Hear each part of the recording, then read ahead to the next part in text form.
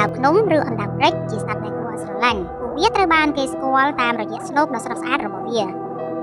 ស្នូករបស់វាមានពណ៌ខ្មៅលាយនឹងពណ៌ត្នោតស្រាលសត្វនេះអាចមានទម្ងន់រហូតទៅដល់ 3.5 គីឡូក្រាមនិងមានប្រវែងដងខ្លួន 30 សង់ទីម៉ែត្រវាត្រូវបានគេចាត់ទុកថាជាសត្វអណ្ដើកដែលមានទំហំមធ្យម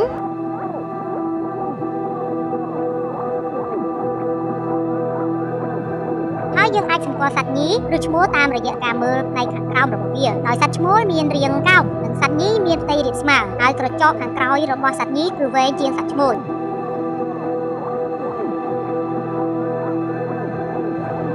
អណ្ដើកភ្នំឬអណ្ដើកព្រែកមិនអាចគ្រប់គ្រងសីតុណ្ហភាពក្នុងខ្លួនបានដោយខ្លួនឯងទេវាត្រូវការកន្លែងរស់ដែលមានទាំងកម្ដៅព្រះអាទិត្យនិងម្លប់វាអាចផ្លាស់ទីពីកន្លែងមួយទៅកន្លែងមួយផ្សេងទៀតដើម្បីគ្រប់គ្រងនិងរក្សាសីតុណ្ហភាពរបស់ខ្លួនឲ្យមានលំនឹង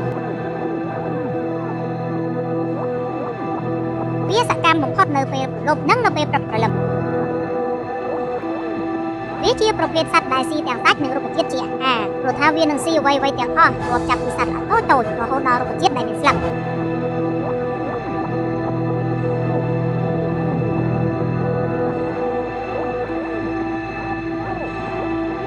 នៅពេលដល់រដូវបន្តពូជដីមុខរបស់អណ្ដើកឈ្មោលចាប់ផ្ដើមប្រែពណ៌ជាពណ៌ផ្កាឈូកដើម្បីទាក់ទាញសត្វញី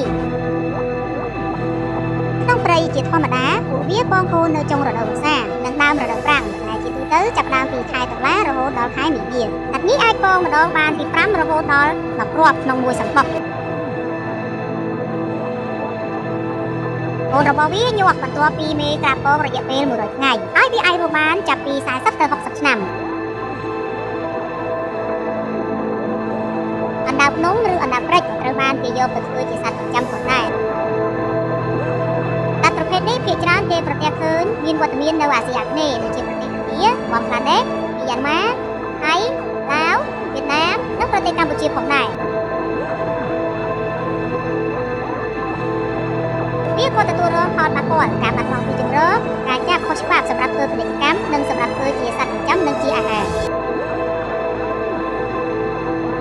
អណ្ដើកភ្នំឬអណ្ដើកព្រែកត្រូវបានវាយតម្លៃនៅក្នុងបញ្ជីក្រហម IUCN ជាប្រភេទសត្វដែលជិតប្រកួត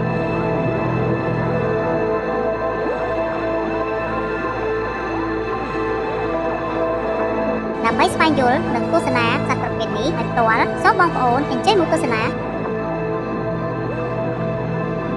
សូមអរគុណ